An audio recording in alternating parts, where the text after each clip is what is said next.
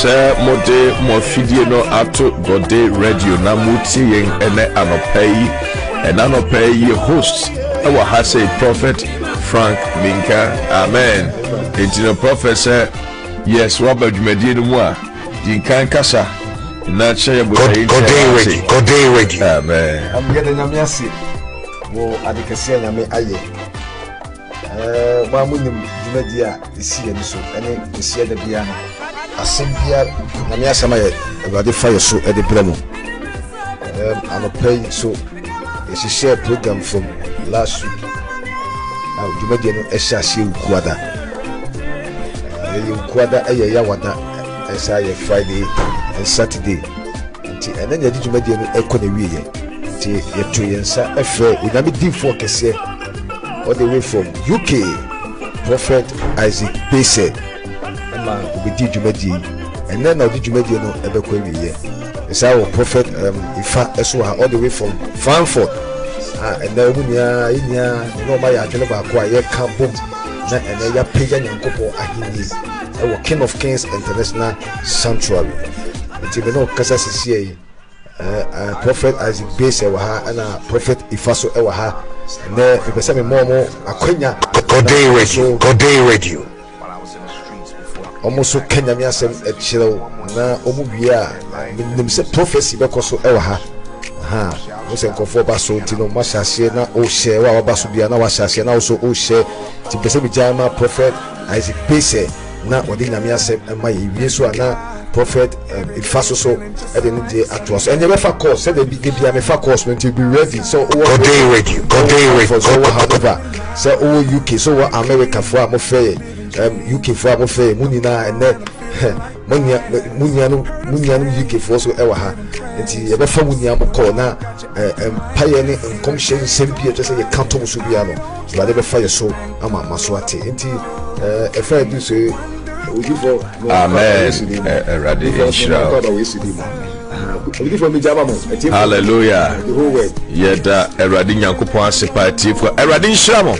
Eradi Nshira Germany fo nyina, Eradi Nshira Ghana fo etie nyina, Eradi Nshira obi bia wo tie wo wiase afada nyina ne obi bia oba betie bia Eradi Nshira. Hallelujah.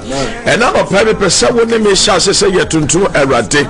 Kabibi chira Erade ene de Erade ase ewo enyuma pa waye ede ama wo fasida merade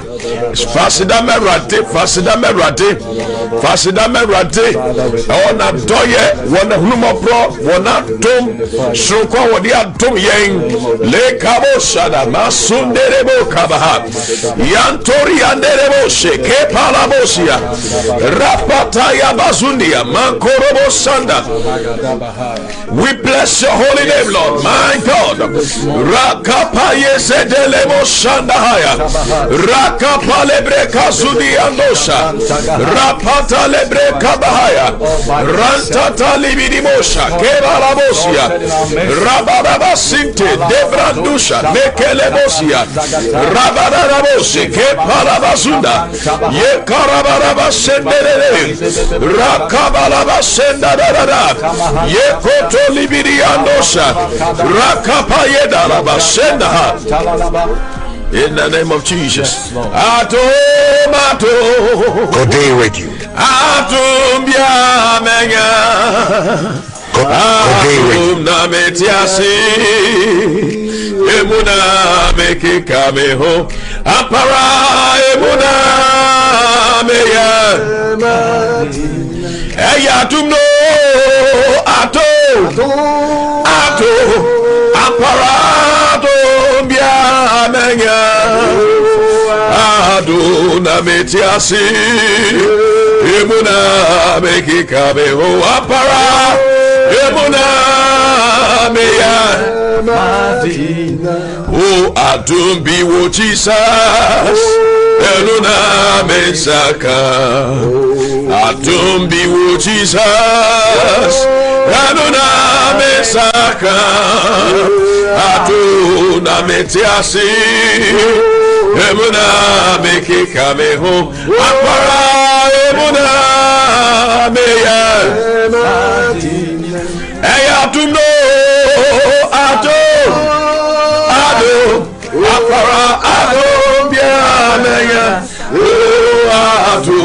metiase webuna mekika meho Godday Radio me pesa wonderful wutie hu se eya dom bi tina wutie se wotie ase ena enya wa ho den obi won ma ose a me ko gym me wo obi a wo ko gina gym machine so enso wate ahwe awuo Godday Radio hallelujah Godday Radio obi a no ode ne ho ato na ho ne nso obi abɔ ne tu akonokwa se wote ase a eye nyame atom nya wa ho den obi de ne ho ato ne car so ne car ekono hallelujah ene wote ase eye awurade adom entino me pesa unya nigie e wo radio so na wo de ase da me awurade nyankopɔn hallelujah amen. And there will be a breakthrough in some enabro. Hallelujah. God is going to give somebody breakthrough in the name of the Lord Jesus Christ. You've been battling with certain things. You've been trying your best to achieve something, but yet it's looking difficult. But this morning we bring you the power of God. This morning we bring you anointing in the name of Jesus.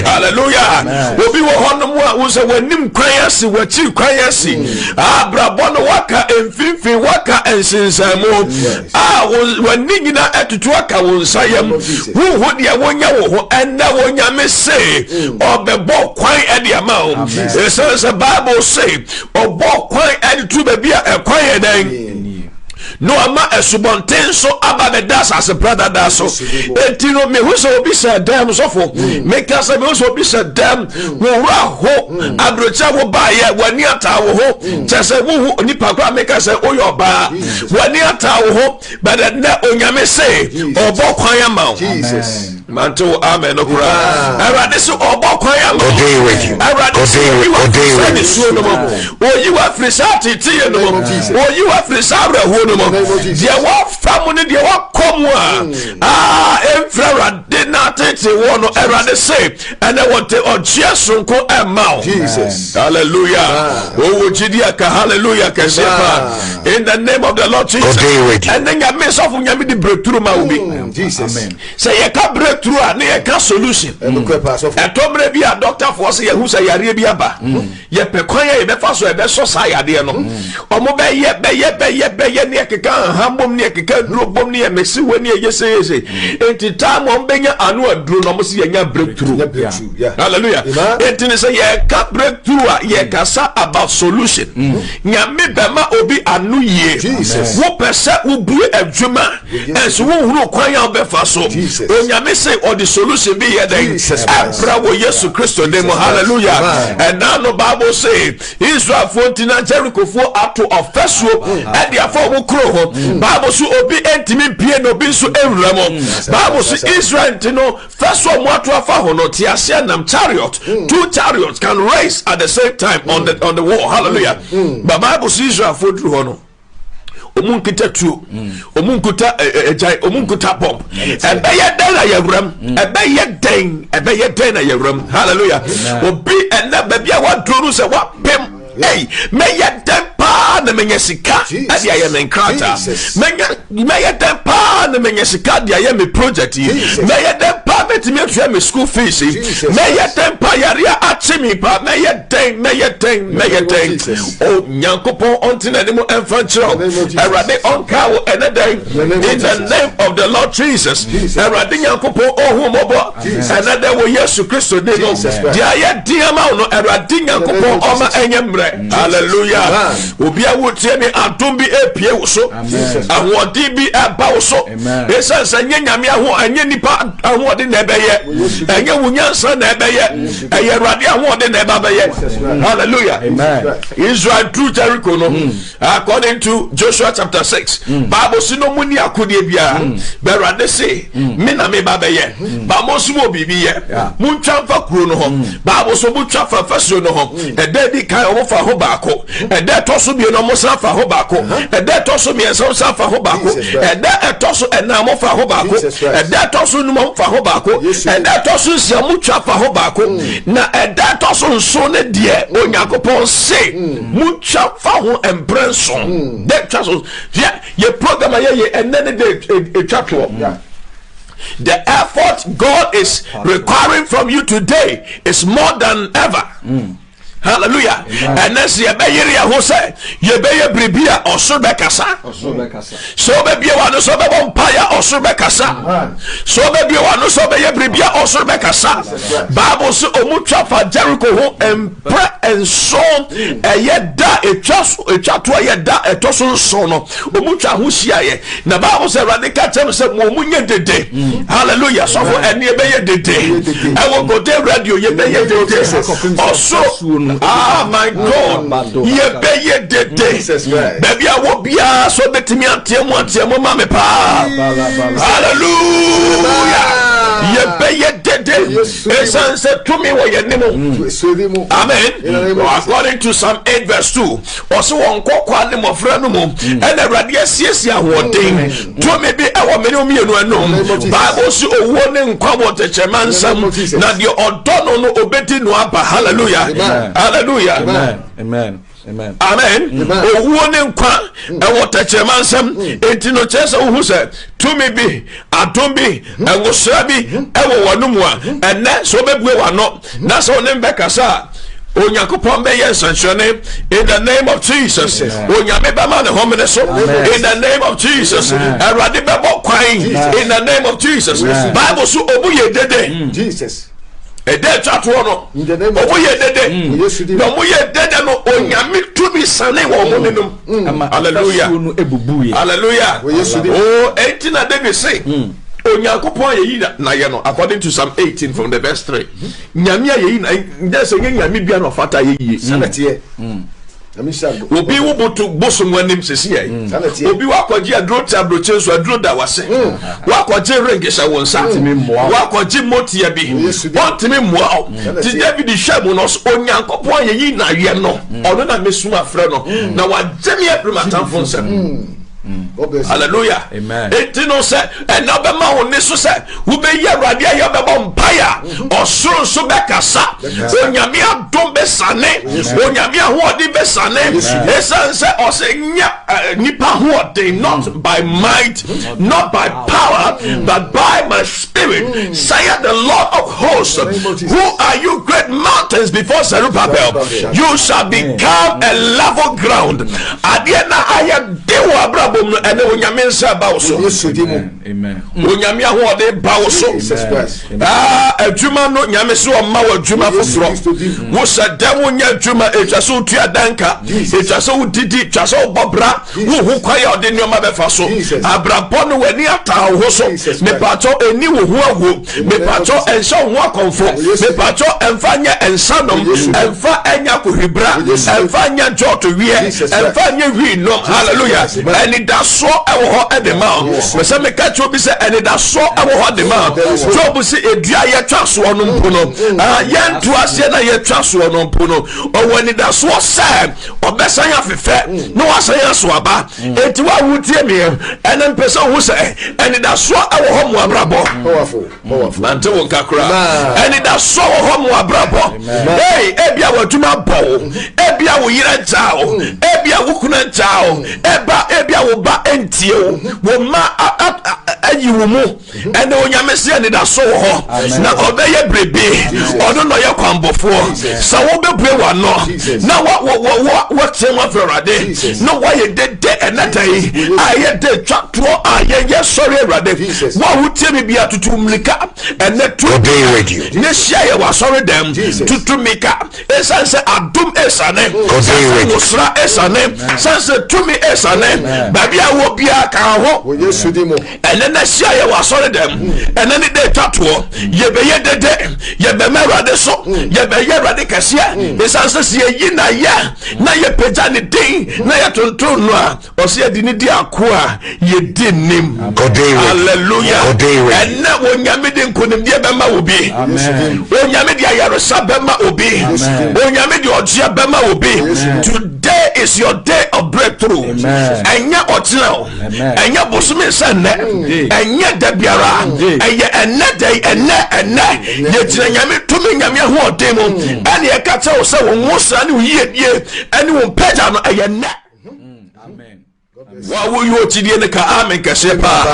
Wa chidie no type of amen. Onyame akomo ba so. Onyame sa eba so. Hallelujah. And onyame beboa obi. Nyame beboa obi wa wo hia moa no. Onyame ba beboa. Hallelujah.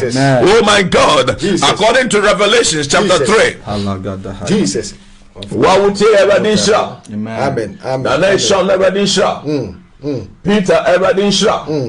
Erade Nshira obia jail. Na yes, nyame onshira. Hallelujah. Kwasi ade Erade onshira. Oh, God bless you. Amen. Hallelujah. Amen. According to Revelation chapter 3 from the verse 7. Revelation chapter 3 from the verse 7. And to the angel of the church, noted the church in Noah, also the church in Philadelphia, into when he did the church in Hanover, King of Kings Church. Hallelujah. And let me say, Nyame, Babia was son no, a King of Kings Church. A hot ne Nyame Bab or dinner Konya Cassia ne Babisi. Now was so Obessa will be a rear, and there was so that you'll be horse and journey over to our home name. Or say, I bay any abonsam for Numa. Every onipa be abra pomo. It's in that Trumricana bra. God bless you, Pastor. Hallelujah. Trumricana bra. Amen. King of Kings Church. Hallelujah. Amen. Me free London number Abba. Nyame ya nyama kesiye. Jesus Christ. Ya baye de ngosani tumi Abba. Jesus Christ. Osofo Isaac Nso. Ononso free Frankfurt. Also the Abdomne Musraba. Ya the Abeka Osofo Frank home. And na yemiesa ye kaya Musrabum. Na ye kasa gusu in Sanchani Besi. Ye kasa gusu Atumbaba. In the name of Jesus. Revelation chapter 3 from the verse 7. And to the angel of the church in Philadelphia write, these things saith he that is holy, he that is true, the oya kron na oya no na osaye no kwafo and na enya no dan ye bedwa chewo nyame na ye ka no asem no Bible say oya kron na osaye no kwafo na dem des Bible say no kwafo na de wafrem no no no aso no beye enya no abeye ono no beye. Hallelujah. Entini nyankopon no ye ka no asem chewo enei oso oya kron na just say one person mo sa ka bibi free say nyame we hon Bible so mo nsom no dey mo mu ene kron you have to be spiritual. You have to be spiritual. So one bro who one ye ka wonte ase da. God bless you, Pastor. Amen. And now man for person and second nyame nsam ade and so begwe nsa awe dot awe ma we are so nyame shira me. Hallelujah. Who obi yire krampa or probi yire. God bless you. Oti abrochire na the man for yire na oye. Jesus Christ. Yehu abemu moba no pay. Hallelujah.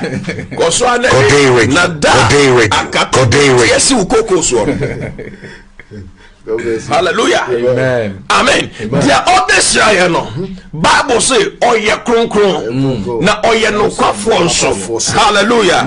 Oye no kwafo nso. Na tie dia oka eto aso.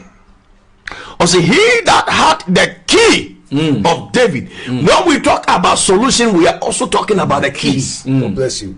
God bless you. Hallelujah. Amen. Yeah. Sa me pese mi wura edan we mu a. Na se mi nkita safo a. Emfa oni ade bia e wa ha sei. Makachi. Okay, You can enter. Wo bia wuti ye dia ma wa brabo. Enyina aye sei ni se. Uhia safo abi. Uhia safo abi. Safo bia ebebue uyi edie pono ebebue wa ware pono ebebue wa nimonyam pono ebebue wo nkoso pono and let me release your key unto you. I release that favor upon you. Receive that key in the name of the Lord Jesus. Say safo no enkuta ofie bosom enkuta ofie abaifo enkuta o maame enkuta o papa oso okuta wan fie so David fie so safoa no onu ne kuta. God bless you. Na so obue prono so dia obiara entimentum and as what two swa Today Radio. which we say mame se nyame amoa wa ho den yeketu abi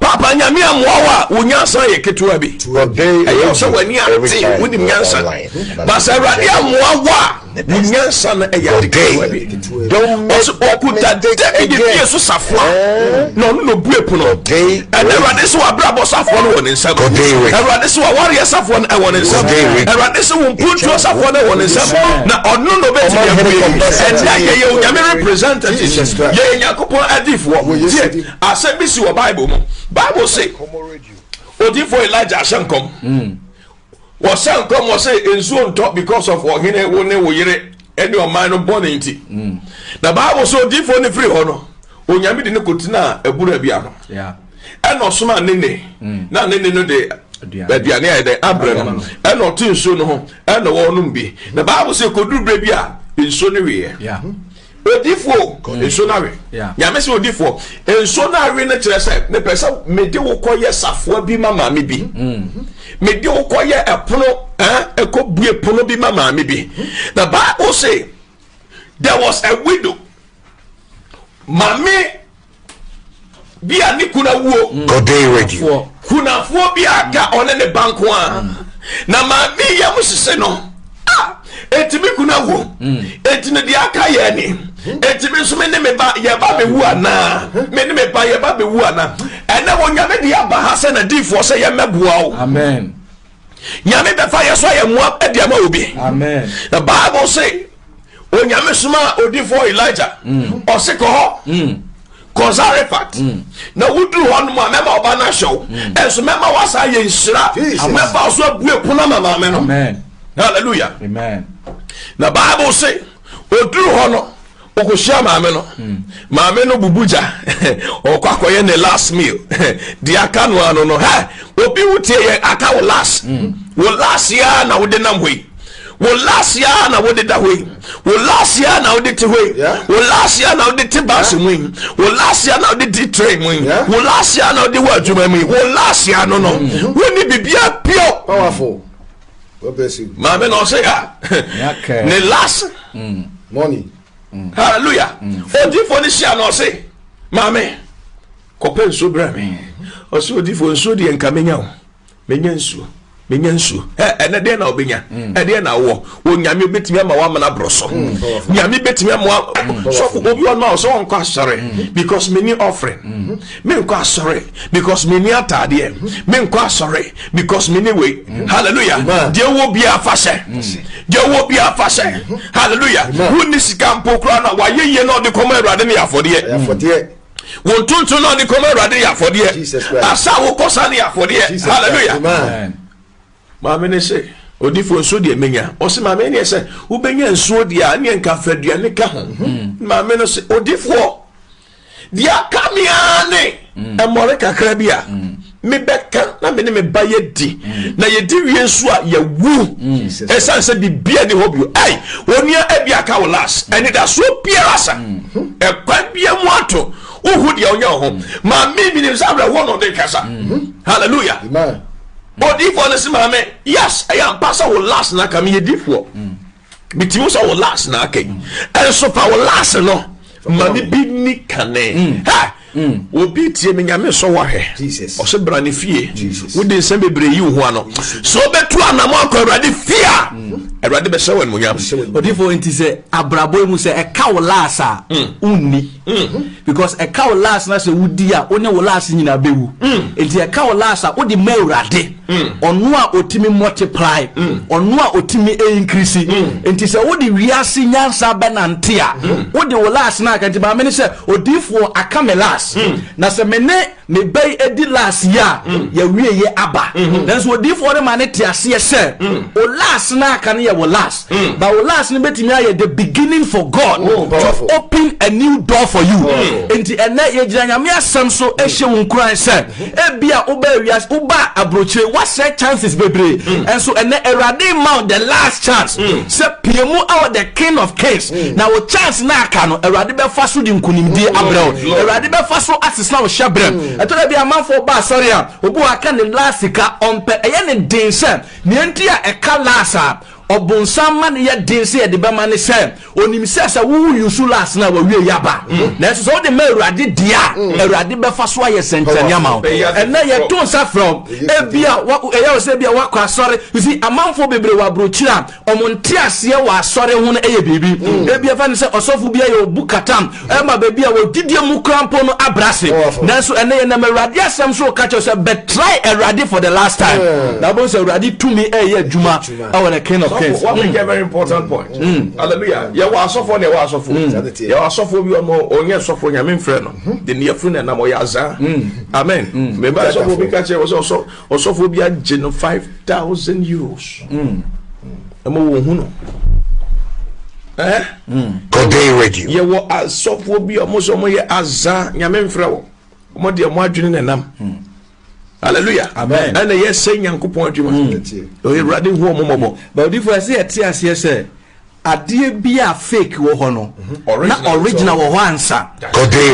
Original, so answer you fake. That's it. Into the fact that they are fake men of God, fake prophet, also should let you know, say they are genuine men of God, called by God, anointed by God, who God can use to change your story and change your destiny. Hallelujah. So don't come to a place of generalization. Because asofo ahina woni omo abom punimpu.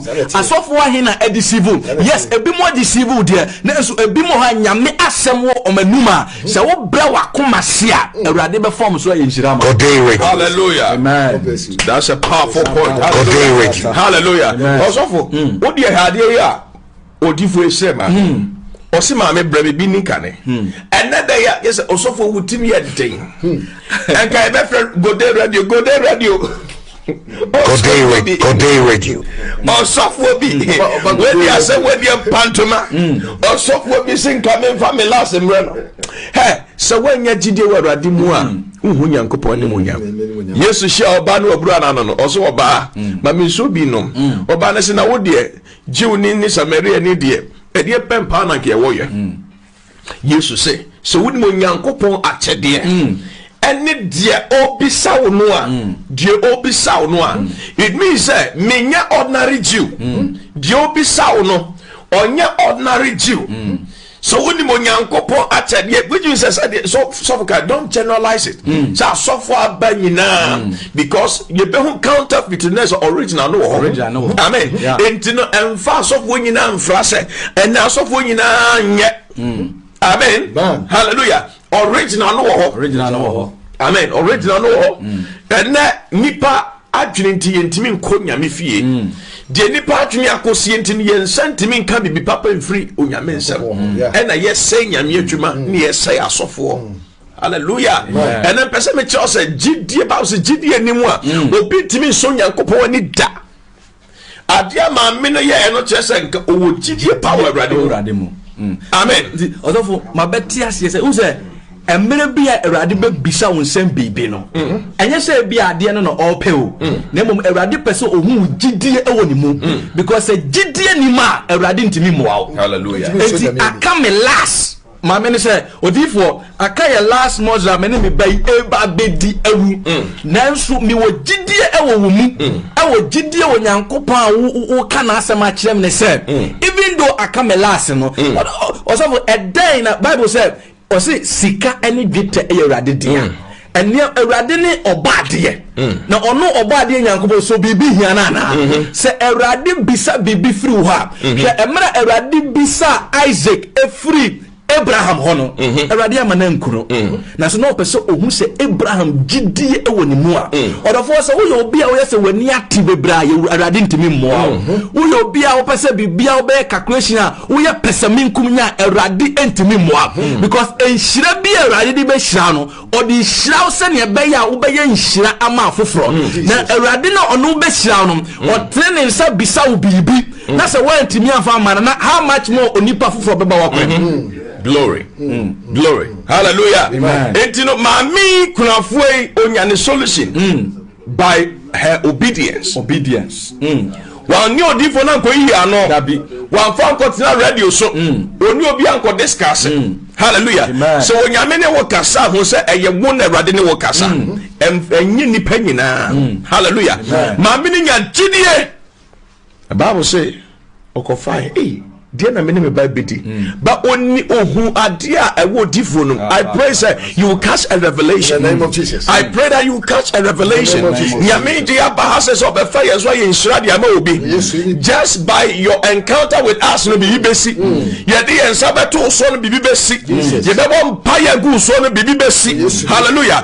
Your encounter with a prophet of God will bring a change in your life and in your situation. And when Jesus Christ did Bible so bani di so eno kokko fa aduane de bre odifo no na de onyame be ye nie de onyame ema esi ye se Bible say de bia otemore no na more ne increase na awrade increase na awrade increase na awrade increase ma me no ko fi say e bia ko di wi a ade chia anasa in 3 days time anasa in 1 week time anasa in 1 month time no enko one ne ba no ko mo ba be wu ne how nyina ne san ko mu ba bewu but oni odifo ni sia no nyame ma no solution a owuo no ama amen hallelujah owuo onya ne solution because na sem me ne me ba ye ba be din ya wu na ohia solution hallelujah but onyankopon ma ne solution a oni ne ba no mu die and na wo onyame be ya ho senkyere ne ade a wusuro no Job said ye me sro ne ba me so hallelujah ade a wusuro no ye wusuro se betimi ase no hand over your battles to God treat by erade fa wo sa erade mo bra wase e wo erade ase na wo nyame be ma solution amen. Another one see here Bible say obadia na ni kunu eye odifo ohia bubro aku odifo ohia ne eka aku odifo The man empire we are breaking free from poverty. The Bible say afi ni kunu wona ni kunu di omoka no omo aba say ye ba be fa ne ma di omo akosi awa because ukunu di ye ka wantua no de ewu hallelujah. The Bible say this woman came into contact with the prophet of God Elisha hallelujah. Na oba no eni di obeye oni kwan obefa so betua ka no oni kwan obefa so obehwe no ho ahwe ne ba na dida so a eye ne ba ba ma e ka no ho so a ye ba be fa akọ and there will be a solution. What the bank car? You perceive a Jew fear free one. You perceive a Jew car. You perceive a Jew Japadia because of a cabia dawso, because of Amanebia dawso. God is giving you the key. God is giving you a solution. God is doing something new in your life. I see transformation taking place in your life right now. When you come into contact with the anointing, when you come into contact with the power of God, He brings change in your life. And already ye can happy will so already yen wasia happy will so adianka officer ebeku ono already say enku mante onka kra hey me say already say enku e kana officer kebeku na already say enku yade na officer beku na already say enku already so oye bribi already ye bribi already ye bribi already ye bribi already ye bribi already ye bribi awo abrabomo awo asetena mo Yesu di e ka ne enku amen oni odifo ni hia oni ni hia odifo ne se ma me e den na wo minister